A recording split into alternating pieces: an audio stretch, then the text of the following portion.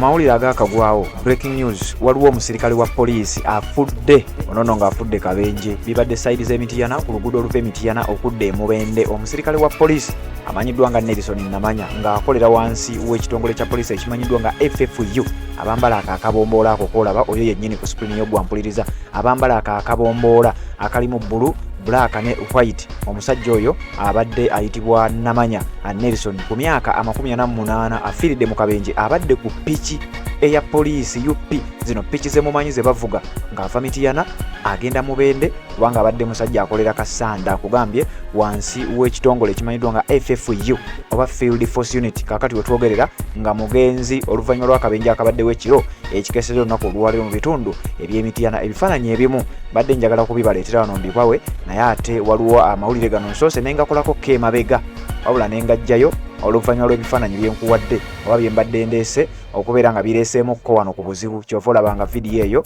njijjeyo kakati nensalawo gano amawulire siyinza kugaleka omusirikale ow'ekitongole kya poliisi wansi wa department emanyiddwa nga FFU Field Force Unit ekitongole kino nga kyekivunaanyizibwa ku kukkakkanya obujagalalo mu kitongole kya poliisi ebitongole byanjawulo Uganda Police erina ebitongole ebiwererako ddala era nga buli kitongole kiyina wa wekisaanidde okubeera nga kikakkalabiza emirimu gyakyo kakati omukulu oyo bamuyita Nelson Namanya abadde akolera ku detach ey'e Kasanda district era nga y'omu kubaduumira kubanga abadde ku ddaala erya IP oba Inspector of Police abadde akolera ku detach eya Kasanda district detach ya FFU Field Force Unit abadde avuga pikipiki eya poliisi namba UP 8016 wabaddewo ekimotoka ekika kya Renault truck nga nnene epaakinze ku kkubo mu bitundu ebyebuswa bulongo ku luguudo oluva Mityana okudda e Mubende sawa zibadde nga 2 ez'ekiro emmotoka yafunyemu obuzibuzibu n'epaakinga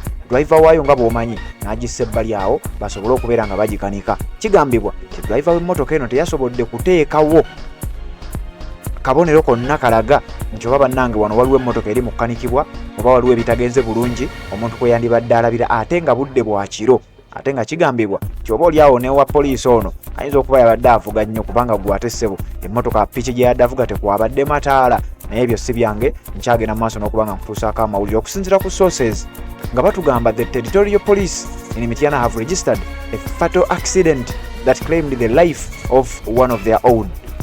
Poliisi y'omu bitundu by'Emityana yaregisterinze akabenje akagudde mu bitundu byayo byekwasaganya era akabenje kano akatwaliddemu omuntu waabwe era nga bwogenda okuwulira. The deceased has been identified as Inspector of Police IP Nelson Namanya, a 48-year-old officer who was in charge of Kisiita FFU detach in Kasanda district.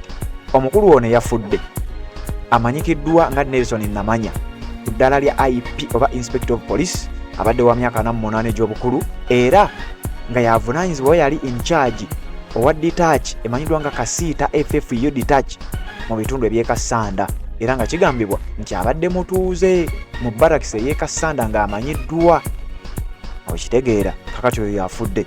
According to the police, the accident occurred on March 6, 2025 at approximately 8 p.m.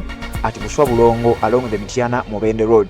Kyokusinziira ku police akabenje kano kaguddewo ekiro ekikesera olunaku olwaliro sawa zibadde nga 2 ez'ekiro ennaku z'omwezi nga 6 mwezi gwa 3 2025 mu kitundu ekimanyiddwa nga Buswa Bulongo ekiri ku luguudo ekiri Mityana luguudo olugenda e Mubende.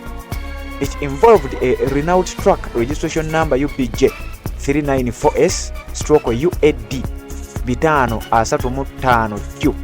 Tukira zine namba zitera okuba n'ennamba zine emmotoka zitera okuba n'ennamba ez'enjawulo. Emmotoka ebaddeko ennamba 2 UPJ 394S ate ne UAD 535Q, whose driver is yet to be identified, and a Yamaha motorcycle registration number UP 8016 which was being ridden by the deceased officer. Nti akabenje kano kabaddemu ebidduka 2 pikipiki ya poliisi enamba UP 8016 ng'ene badde evugibwa omusirikale mwennyini amanyiddwa nga Nelson Namanya. Emmotoka zibadde 2 era bwe bityo bibaddewo eri truck ebadde nannyini waayo yagipaakinze tategeerekese.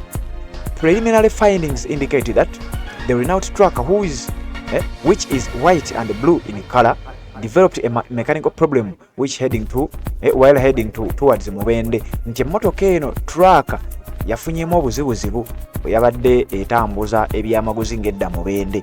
The driver parked it on the left-hand side of the road at Bushwabulongo but failed to place any warning signs behind it to alert other road users. Nayo omuvugoba waayo n'agiparkinga bulungi nnyo ebbali esobole okubeera ng'ejjanjabwa oba ng'ekolebwako newankubadde nga yalemereddwa okubaawo akabonero konna kaateekawo akayinza okulaga nti bannange wano waliwo emmotoka ekanikirwawo. At around 8 p.m. IP Namanya was riding his police-issued motorcycle. Nti ku ssaawa nga 2 ez'ekiro ono omusajja ku ddala lya IP Inspector of Police amanyiddwa nga Nelson Namanya yabadde avuga motoka pikipiki ye eyamuweebwa ekitongole kya poliisi muzimanyi ezo piki. Failed to notice the broken down truck and crashed into its tier. Nti yalemeddwa okulaba oba okumanya nti wano waliwo emmotoka gye bali mu kkanikirawo era eyinza okuba nga oba oliawo efudde oba ekintu kyandibadde kimuyambako ojjukira ssaawa bakugambye zabadde nga ssaawa 2 ez'ekiro. Kati wano nga bagamba nti omukulu yalemereddwa okumanya nti wano waliwo emmotoka eyafiiriddewo era bw'atyo n'agiyingira mu kabiina kaayo paka we yamutuusizaako ebisago. The impact left him with serious injuries and despite efforts to save his life he was pronounced dead upon his arrival at Mityana hospital. Tinewankubadde oleza nti ebisago ebyamutuusiddwako oluvannyuma lw'okutomera ekimotoka kino newankubadde wabaddewo kaweefube ow'okulaba nga bataasa obulamu bwe baamuvuze bukubirira paka ku ddwaliro ly'e Mityana wabula baadde bakamutuusa bwe bati omusajja ono nassa omukka gwe ogw'enkomerero. Bamuyita Nelson Namanya akolera wansi w'ekitongole kya FFU oba kye tuyita Field Force Unit mu bitundu eby'e Kasanda. According to the police spokesperson of Wamala region, Rachel Kawala, the suspected cause of the accident has been attributed to the reckless and inconsiderate parking of the Renault truck's driver, who is now being pursued by the police for arrest.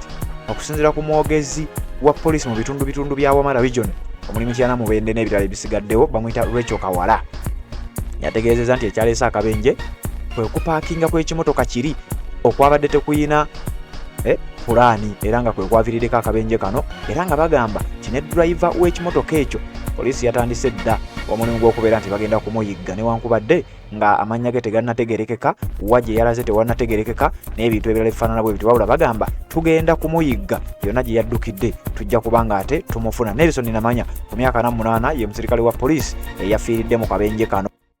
Assalamu alaikum warahmatullahi wabarakatuh. Amanya n'eddoboozi Aji Abudu omusomi w'eddwa. Nkola ku nsonga ez'enjawulo emirimu nga gikutukaganyeeko ebyenfuna byo nga bidobonkanye n'oba oli bweru wa ggwanga emirimu gya kucankalanako jangu kusomere ku ddwa okubeda nedda eddwa zaabaawo eddwa zisomibwa omuntu n'oterezebwa mu mbeera yonna ebadde ekwesibyeko akanyaga. Nina ekyoto kye nsobola okukumira wadde oli bweru wa ggwanga nga toli kumpi wano n'ofuna omukisa ogwo nawe n'osomerwako ku ddwa nga nkuteddeko n'akabaani Allah ajja kukusaasira ajja kwanukula.